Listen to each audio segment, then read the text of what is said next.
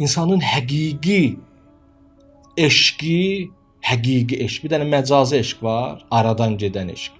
Nəfsin istəyindən doğru o eşq. Əks cinsə qarşı olan eşq belədir. Görürsünüz, bir vaxta qədər olur, sonra qüvvədən düşür. Bu nəfsdən dolayı, zehindən dolayı yaranan eşqdir.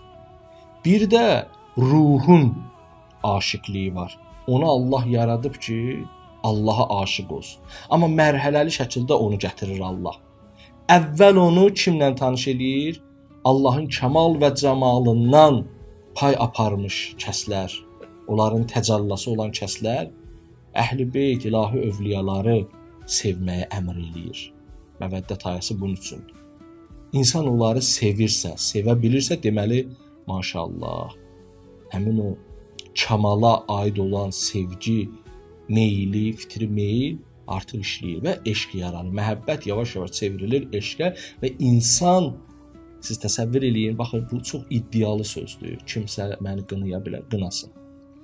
Dinin sözü də deyirəm mən.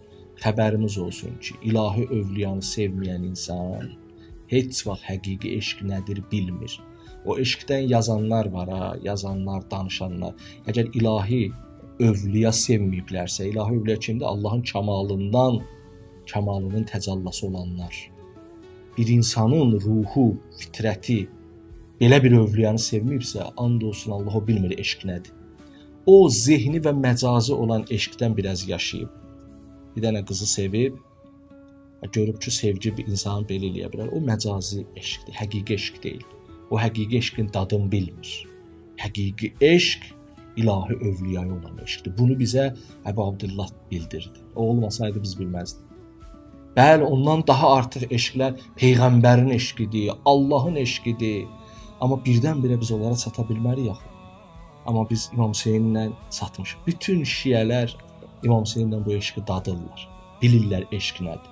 İndi dadırlar, indi bilsinlər ki, Peyğəmbərin eşqi daha artıqdır. Bilsinlər ki, Allahın eşqi daha artıqdır. Eşq nədir artıq başa düşür şiə İmam Hüseyn Əzadar. İmam Hüseyn elədi bunu bizə.